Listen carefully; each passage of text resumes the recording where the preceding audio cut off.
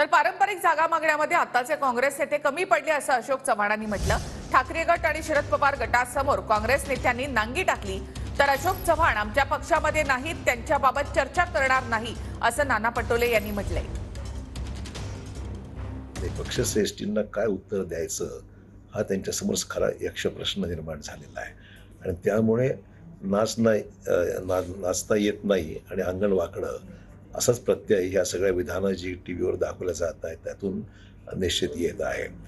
हे ह्यांना फक्त कुठल्याही प्रकारच्या जागा वाटपामध्ये स्वारस्य यांना राहिलेलं नाही, अपयश यांच्या पदरात पडलंय आणि राष्ट्रवादी आणि शिवसेनेच्या नेतृत्वांनी यांना पार ह्यांची दुर्धाण केलेली आहे, अशा प्रकारची अवस्था आहे। आणि म्हणून फेस सेव्हिंगसाठी अशोक चव्हाण सोयीचे आहेत सध्या। अशोक चव्हाण बोललं तर काही फरक पडत नाही, ते भाजपमध्येच गेलेले आहेत आणि त्यामुळे त्यांच्यावर काहीतरी घाबर पडायचं। मला त्या विषयावर चर्चा करायची नाही आहे। ते आता आमच्या पक्षात नाही आहे, त्यांनी कशासाठी ते गेलेत भाजपमध्ये हे सगळ्यांनाच माहिती आहे। म्हणून आज त्यांच्याच विधानसभेमध्ये भोकर विधानसभा त्यांच्याच विधानसभेमध्ये त्यांना लोक अडवतात आहे, त्यांना गावात येऊ देत नाही असं चित्र आपण पाहतोय। त्यामुळे आता ते आमच्या पक्षात नाही आहे आणि त्यांच्याबद्दलची चर्चा करणं आम्हाला काही गरज पण